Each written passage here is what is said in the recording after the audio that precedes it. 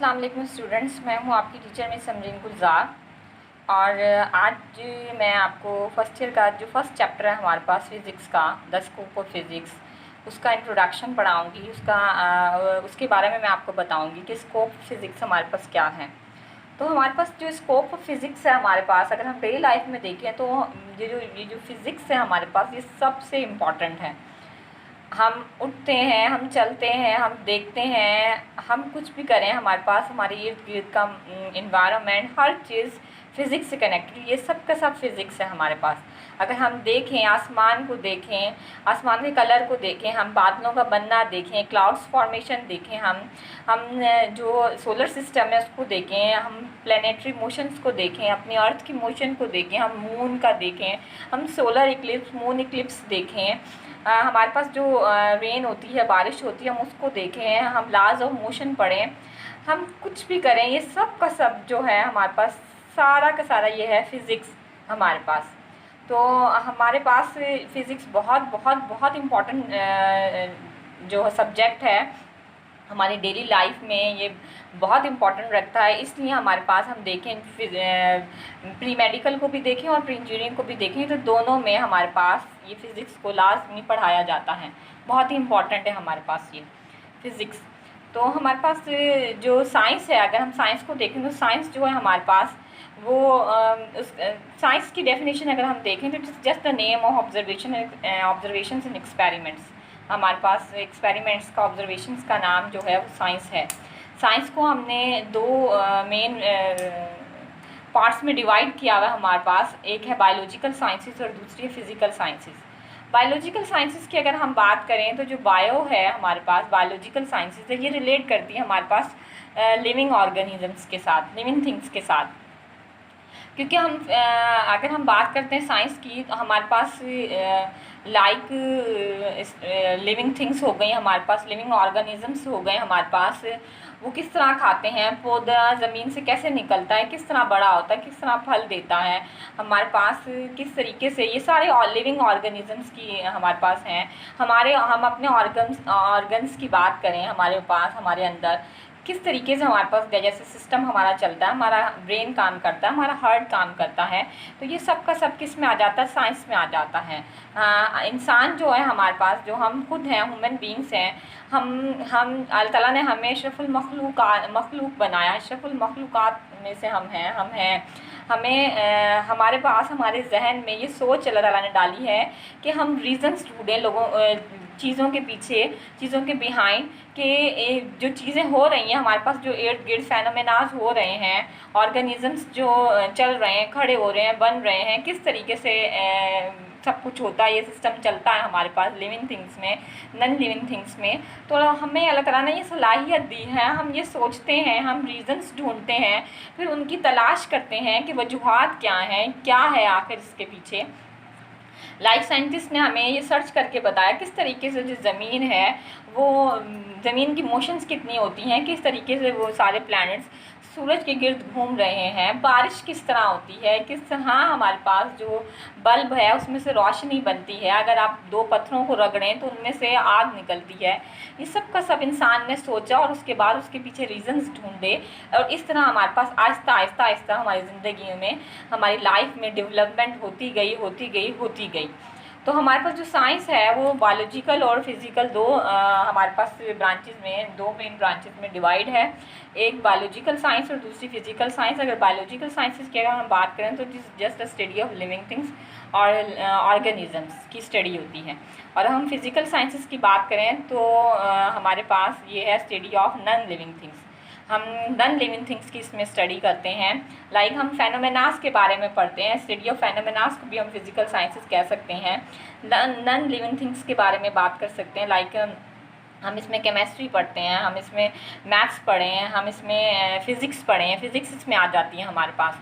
तो आगे हमारा जो चैप्टर है, हमारा जो ये सब्जेक्ट है वो फ़िज़िक्स है, तो हम फिज़िकल साइंस की जो सब्जेक्ट है फ़िज़िक्स, हम उसमें चले जाएंगे, हम इसमें टोटली नॉन लिविंग थिंग्स के बारे में पढ़ेंगे।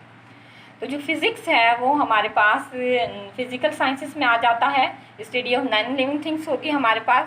और फिज़िक्स जो है हमारे पास वो ड्राइव्ड हुआ है ग्रीक वर्ड फिजिकॉस से, जो हमारे पास है फिज़िक्स ड्राइव हुआ है ग्रीक वर्ड फिजिकॉस से, विच मीन्स नेचुरल। नेचुरल इसका मतलब है। तो हमारे पास फिज़िक्स की अगर हम डेफिनेशन देखें तो फिज़िक्स जो है हमारे पास वो डील करता है, it deals with the study of matter, energy and relationship between them. Matter और एनर्जी के दरमियान में रिलेशनशिप क्या है और इनके बारे में हम स्टडी करते हैं इस सब्जेक्ट के अंदर, फिज़िक्स के अंदर।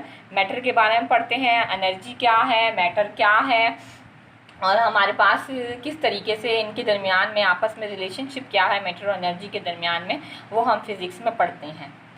तो अगर हम फिज़िक्स की हिस्ट्री की बात करें तो जो फिज़िक्स की हिस्ट्री है वो बिल्कुल इतनी ही पुरानी है जितनी हमारे पास मैनकाइंड, हमारे पास जितना इंसान है, जो गारों में रहा करते थे जब इंसान, तब से हमारे पास फिज़िक्स चलती आ रही है।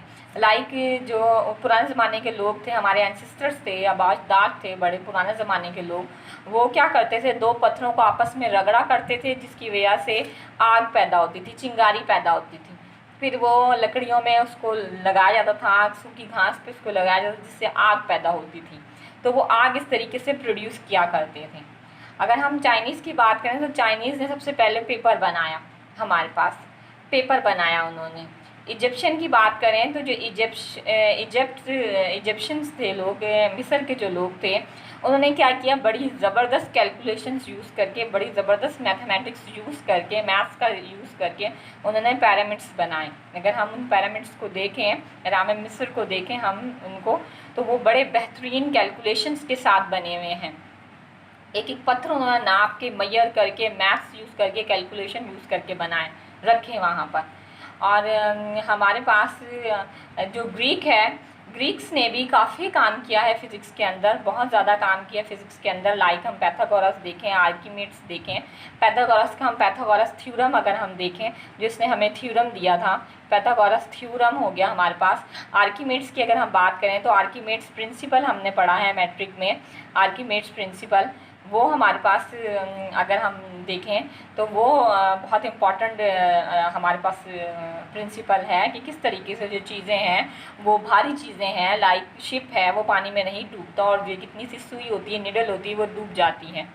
गैलीलियो की हम बात करें, गैलीली की हम अगर बात करें, सबसे पहले हमारे पास उन्होंने फोर्स के बारे में स्टडी किया, पढ़ना शुरू किया, लॉज ऑफ मोशन के बारे में पढ़ना शुरू किया, मोशन किस तरह होती है उसके बारे में उन्होंने पढ़ना शुरू किया। और जॉन केपलर की अगर हम बात करें तो ये सारे ग्रीक के एक बेहतरीन साइंटिस्ट थे, और इन्होंने जॉन केपलर की अगर हम बात करें तो प्लैनेटरी मोशन के बारे में इन्होंने काफ़ी हमें बताया और हमें लॉज भी दिए प्लैनेटरी मोशंस की, जॉन केपलर ने। तो ग्रीक ने भी काफ़ी अहम रोल प्ले किया है हमारे पास फ़िज़िक्स के अंदर। अगर हम फिज़िक्स की हिस्ट्री में जाएं तो बेहतरीन फ़िज़िक्स की हिस्ट्री देखें तो इन्होंने बहुत ही बेहतरीन काम किया है ग्रीक्स ने भी। फिज़िक्स की सारी हिस्ट्री को अगर हम पढ़ें तो हमारे पास जो फिज़िक्स है वो 2 एराज़ में, ऑन द बेसिस ऑफ एराज़ अगर हम फिज़िक्स को डिवाइड करें तो जो 1900 AD है, 1900 AD जो है, AD से पहले वाली जो फिज़िक्स है उसको हम क्लासिकल फ़िज़िक्स का नाम देते हैं, और जो 1900 AD के बाद वाली फ़िज़िक्स है उसको हम क्वांटम फ़िज़िक्स का नाम देते हैं, या फिर हम उसको मॉडर्न फ़िज़िक्स का नाम देते हैं। किसका नाम देते हैं? मॉडर्न फिज़िक्स का नाम देते हैं।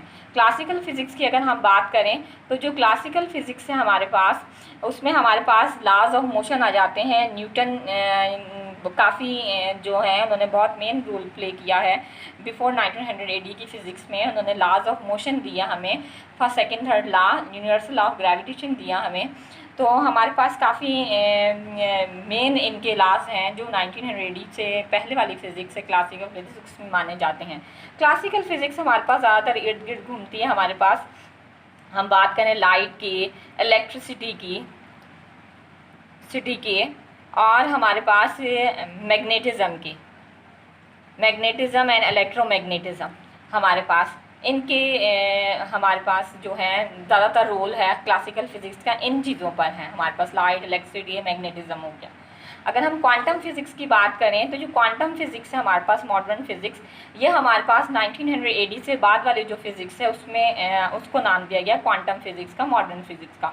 क्योंकि क्वांटम फ़िज़िक्स हम बात करें तो बाद में 1900 AD में स्टार्ट ऑफ द 1900 AD में हमारे पास क्वांटम थ्योरी आई थी। मैक्स प्लांक ने जो हमें दी थी क्वांटम थ्योरी।